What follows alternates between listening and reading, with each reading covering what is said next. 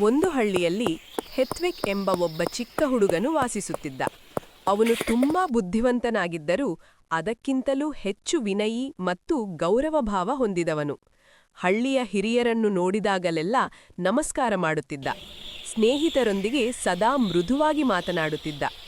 ಒಂದು ದಿನ ಶಾಲೆಯಲ್ಲಿ ಹೆತ್ವಿಕ್ ಸ್ಪರ್ಧೆಯಲ್ಲಿ ಮೊದಲ ಸ್ಥಾನ ಪಡೆದ. ಎಲ್ಲರೂ ಅವನನ್ನು ಹೊಗಳಿದರು.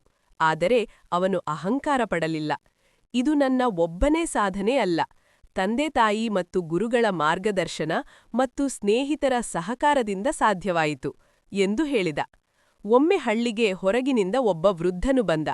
ಜನರು ಅವನನ್ನು ಗಮನಿಸದೇ ಹೋದರು. ಹೆತ್ವಿಕ್ ಮಾತ್ರ ವೃದ್ಧನಿಗೆ ನೀರು ಕೊಟ್ಟು ವಿಶ್ರಾಂತಿ ತೆಗೆದುಕೊಳ್ಳಲು ನೆರವಾದನು. ವೃದ್ಧನು ಸಂತೋಷದಿಂದ ಆಶೀರ್ವಾದ ಮಾಡಿದ. ಹೆತ್ವಿಕ್ ಈ ಗೌರವ ಮತ್ತು ವಿನಯ ಎಲ್ಲರಿಗೂ ಮಾದರಿಯಾಯಿತು.